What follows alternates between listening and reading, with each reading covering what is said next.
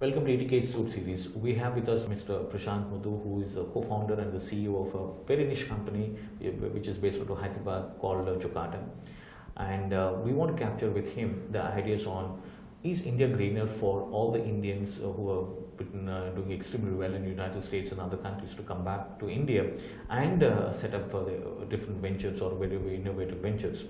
And in this respect, we thought we'll capture views with Mr. Prashant. Prashant, welcome to 80K Suit Series. Thank you. I think it's not a rhetoric, I would say, but then a lot of times people keep saying that, is it the right time for India? And in the sense, not necessarily now, but in the last 4 to 5 years, I think government have taken, at least that's what we get to hear, that government have taken a lot of steps, and some governments, especially state governments like Gujarat, they have this Pravasi Divas and all that, as a part of which they encourage all the Indians who are doing extremely well in abroad to come back to India and set up different ventures. So what's your take on this? To give you a little perspective, I spent 10 years in the US and I was well established and settled. And I definitely, as you rightly said, whether it's the media, whether it's the government initiatives, I for certain believed in the India Shining story back in 2010, right. Which was also one of the big factors of me moving back and setting this up and running a fairly good, sizable operation here in India. So, is India greener? I think the answer is not as straightforward to say with a resounding yes, because the challenges of doing business in India are very unique, are very different. In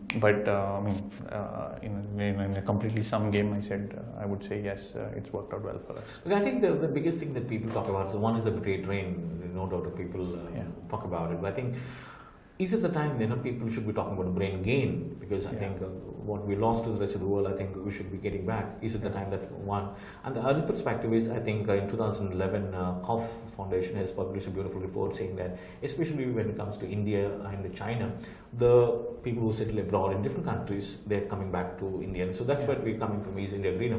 But then, how do you contrast this kind of situation with a country like Israel, which is supposed to be called as a startup nation, where a lot of startups happen and then they grow big and then get, of course, some of them get sold to different companies in the world, and then, but nevertheless, I think the kind of ecosystem these people have developed over a period of time, is able to attract and encourage a lot of startups. But why is it not in India? Because you see some of the best consulting companies, some of the best companies in the world, some of the best universities in the world, some of the best business schools in the world. You look at the top people there, you will invariably find an Indian running the show there, right? Including consulting, of course, including McKinsey's, PwC's and all this, and including big time IT companies like IBM or Oracle, etc. But what really irks us is that, why don't we get them to India and then start their own firms? I think it's changing. I think it's changing significantly.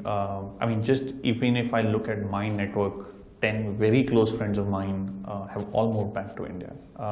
Not necessarily running startups, but they are back in India, they're working for their companies. And I think the phrase you used, brain gain, yes. I think that's definitely something that's actually happening. I can see a lot of people I know who move back and who are putting to good use the experience that they've gained in more advanced markets, the learnings that they have here, which I think ultimately will stand in good stead.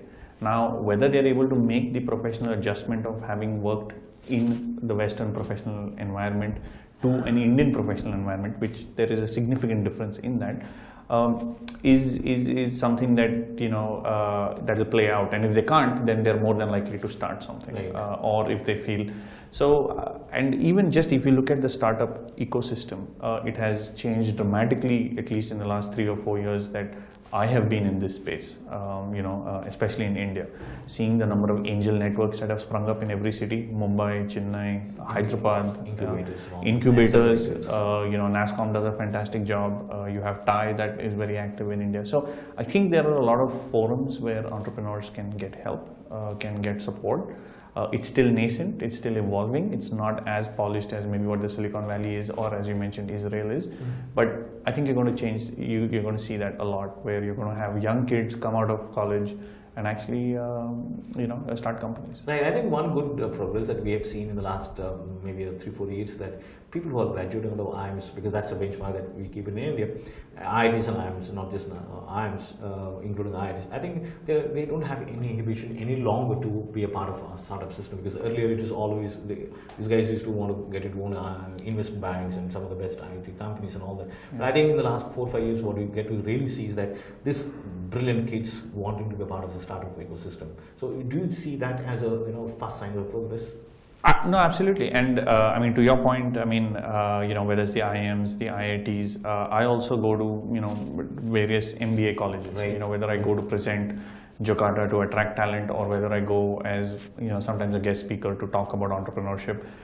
You can see, the energy in the room when it comes to entrepreneurship. You can, have different people ask you, the kind of questions they ask you, and what they're thinking, the ideas that they have behind them. They're absolutely fantastic. So I really think if this is nurtured well, and I think our educational institutions have a huge role to play by exposing them to entrepreneurs. Right. I attended an event here where Microsoft called, the top 100 entrepreneurs, early stage companies. It was fantastic. Just to see the youth that was involved in some of these ideas was simply amazing. So I definitely see that as a sign of progress. I think we're moving in the right direction. I think there just needs to be a lot more in terms of an ecosystem that will actually support it. And I would love to see initiatives. Yes, we hear about these government initiatives, but how does a startup like me, or the hundreds of startups that are there in a city like Hyderabad or Bangalore, get access to those programs? Is something that is, there is no clarity around that's it. That's precisely the point. I think we hear a lot of the stories coming across, varieties of media and maybe publishing or video, whatever it is. But the point is that whenever we talk to the entrepreneurs, we rarely come across somebody who has actually got benefited of the schemes or the so-called initiatives. So why is there so much slip between this cup and lip? Yeah, I don't know it myself. I think it's more about a question of initiatives, and maybe I can give it by example. So recently we were selected as one of 8 most innovative technology companies in Asia by a panel of global banks, and Accenture ran that program. We were invited to go to Hong Kong and spend 3 months. The initiatives of the Hong Kong government, senior government officials came and spoke to each one of us, gave us, and they said, if you actually work with the universities, we will give you, they would fund 60% of the cost of that program. Even for a company based in India, if we were to come and work with Hong Kong based educative institutions, give them a project, give them some problem that we are trying to solve, give them to solve it. And if it took 5 resources, they would pay for 60% of it. So the initiatives that the government were pushing directly to the startup, right? There is not a program that is there that no one knows how they have access to. It is that kind of culture, where if someone fosters that, they got education, they got, the government support to say that we're directly going to give you money, and then they're having people like us come there and present. They gave us free space for 3 months. They gave us free infrastructure for 3 months.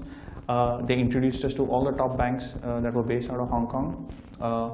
So those kind of initiatives, right? And I feel, and even the Indian industry for that should play a part.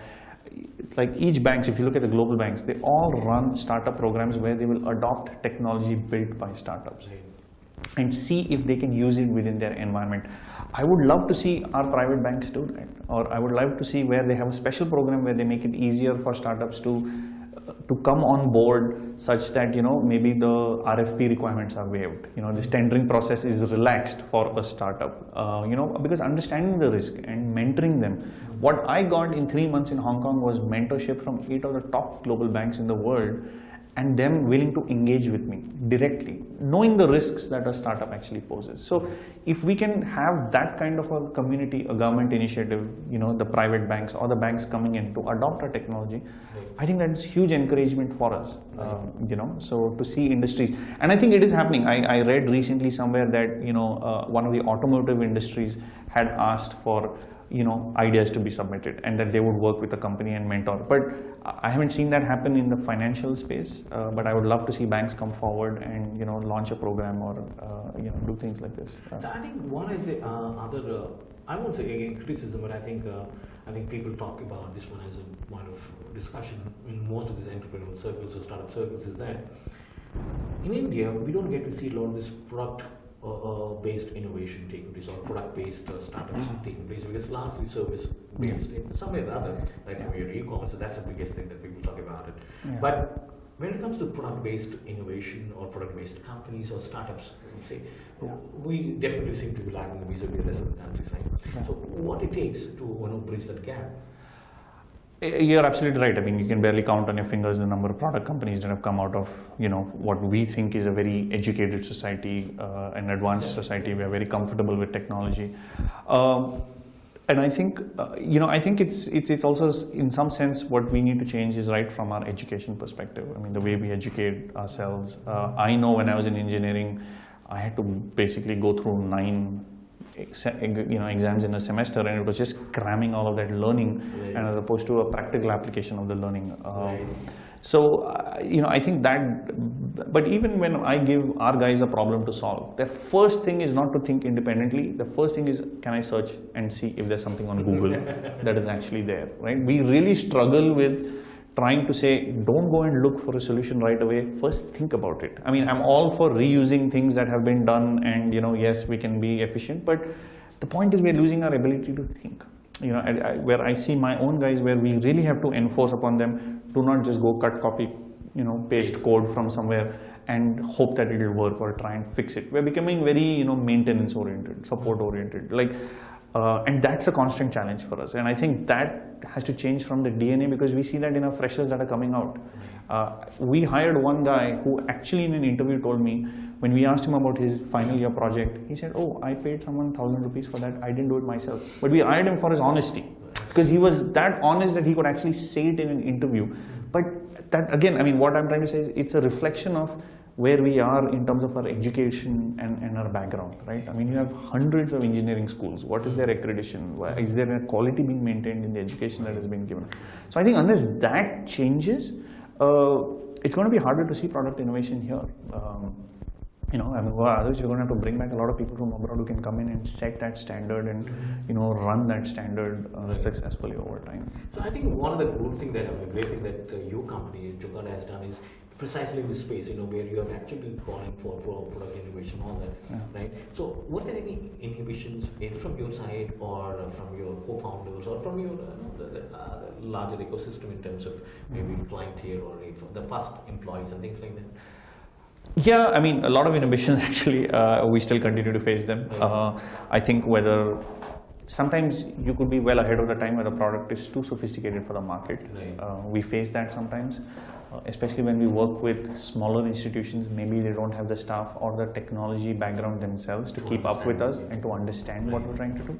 So definitely those innovations are there. We still face those challenges with some of our clients, which are smaller banks. I think that's where we have to innovate. Innovation just doesn't necessarily mean just absolutely cutting edge and something very complex. It could also be, innovation could be the simplicity of something, right? And which is what we try to do is make it so simple, but yet, something, I think the complexity lies in how simply we present our information as opposed to, but yeah, we do have a lot of challenges in terms of how do we take such a complex product and put it in front of a client such that they can appreciate it and they can understand what is actually going on. Which is, I think, work in progress. Which is work in progress, and not only that, some of the technology we use is fairly sophisticated. So, do they have the capability to actually deploy such kind of sophisticated? They have to discipline what it is. Yeah. So, I mean, do they have the infrastructure to be able to take on such kind of technology? So we've faced that the hard way. We've had to re-engineer a lot of our products, to make it work for the particular environment. Especially given our background was in the US, where you don't have. I mean, think about it, power is an issue. We lose power for 4 hours a day, right? So we have to find ways in which we have to keep all of this running. Yes, whether it's a diesel generator, whatever it, I mean, these simple things actually, make it more challenging to operate in India.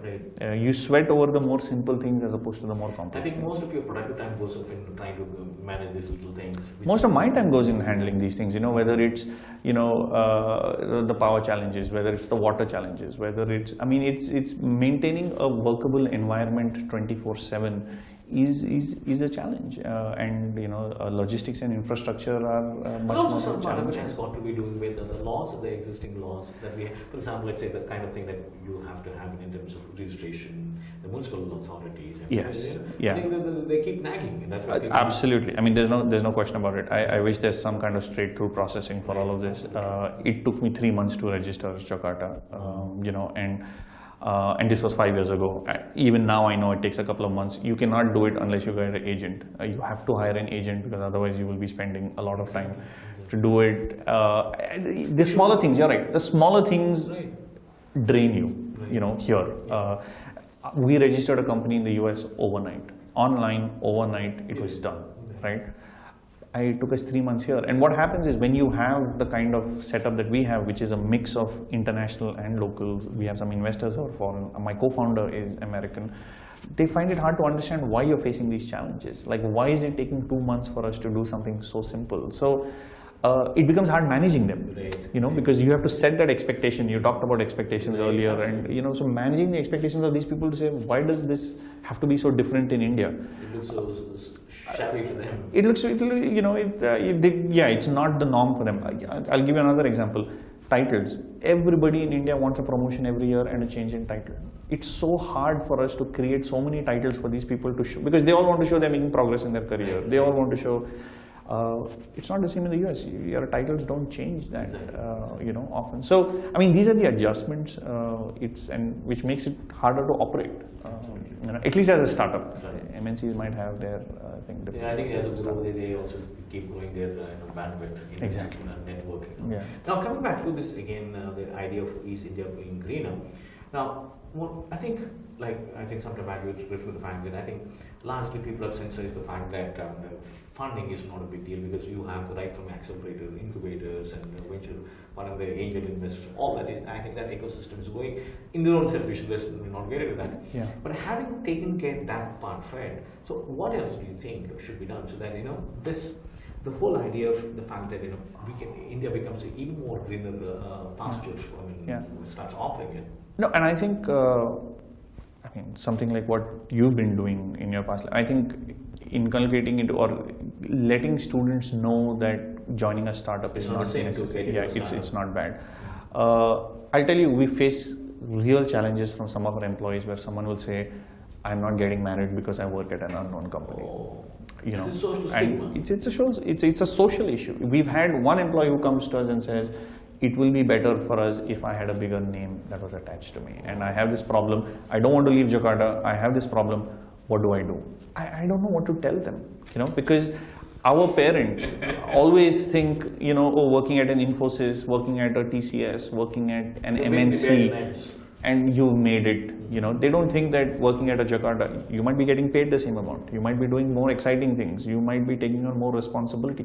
But it's hard for employees to actually convince. For all the reasons that we may not be aware of, maybe doing mundane work in some of those companies. Yeah. So I think that level of evangelization, that level of telling colleges, telling students that it is okay to join a startup and there is no social stigma against it. Right. Yeah, you could still be successful. Yes, recognizing the risk that is involved, but I think that's something that needs to be done. One of the great phenomena that we get to see, of course, in India also it's happening, but not to the extent that it happens in abroad. I think one thing that we get to see is what is called this crowdfunding. Yeah. And a lot of startups have sprouted out of this the phenomenon of crowdfunding. And also now social network funding is also, that's the platform that they're using it. So do you get to see that also building some traction for some great pastures in India?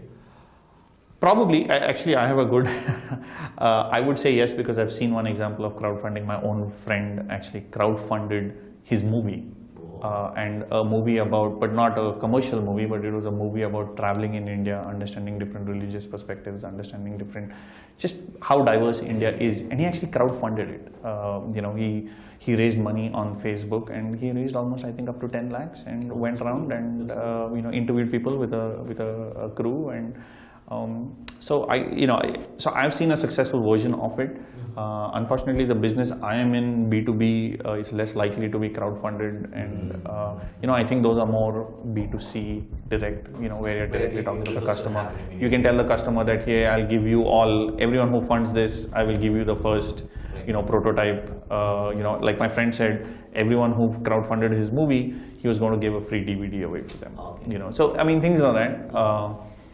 And yes, he raised a very small amount, but no, I think crowdfunding is coming, but I think there has to be a lot of legal issues around crowdfunding that need to also be addressed. Exactly. Because there's a famous case in the US where someone raised a lot of money and then sold it, and then everyone was left wondering, what the hell? I mean, I crowdfunded it. This was not what the vision was. That you sold me. Well, let's not get into that. Yeah. Right. But I think it's exciting. I'd love to see how it plays out in the country. I haven't seen any huge successful crowdfunding stories out of India, but I'm not very much in tune with that also. But yeah, I have a personal success story of a friend, so I know it works and works here in India. So coming back, maybe I won't say last, but then I think one of the interesting things that we get to see is that some of the very famous and celebrated Indian, the foreign return investors happen with somebody like Vinod Khosla and Kanwal Rekhe and all these people. So do you think these people they have to take on more responsibility to build this ecosystem, or they keep doing their own work so that they become richer and richer day by day? No, I think they do a great job, but I think primarily people also have to recognize that, all of these venture funds are all established also abroad. Exactly. And they're running it from there. I say, why even point a finger at anyone? Why don't our own people who are here encourage this? We have a lot of successful businessmen right here in India and entrepreneurs in India, and I think it's changing. Yes, it is definitely happening, but I'd love to see more of them encourage startups and make sure that their own industries that they've built or through their network encourage startups to actually work with them and give them what we need is an opportunity. What we need is an opportunity to prove ourselves, to prove our technology, to prove what we're capable of, and we just want someone to be willing to give us that opportunity. Right? I think that's what an entrepreneur can ask for. And I think with their experience of having build up very good networks over a large, big time period, I think they should be able to build this ecosystem. The traction for this absolutely, ecosystem absolutely. And even our success has been because of a lot of mentors and advisors who have kind of, given us guidance at key moments. I think the one quote, if I may, that one of the former chief data officer of Yahoo, who actually was a primary investor in our company, he told me, he said, Prashant, it's not about the plan that you give me, because I showed him a business plan, and he laughed at it and he said, great first attempt and whatever. He said, it's not about the plan, it's about planning. And he's like, whatever plan you make, you can be sure it's not going to work. So how are you going to adapt to that plan? So how good are you at planning for things and how flexible you are? So he's like, it's not about the plan, it's about planning. And that has stuck with me throughout. It's such a simple sentence. It can be viewed as a cliche, but I'm telling you, it's a huge difference. So, simple things that someone like that, so senior, will tell you that goes a long way in you. A huge wisdom behind it. Yeah, and a lot of wisdom behind it, and it takes you a long way actually. Exactly. So, yeah. So thank you so much, and we look forward to a situation where I think India becomes really greener with people, because of people like you, I think, build this attraction around ecosystem here. Oh, that's what we're here to do, and to further this cause. And well, thank you for actually having me. And great, thanks a lot. Thanks. See you.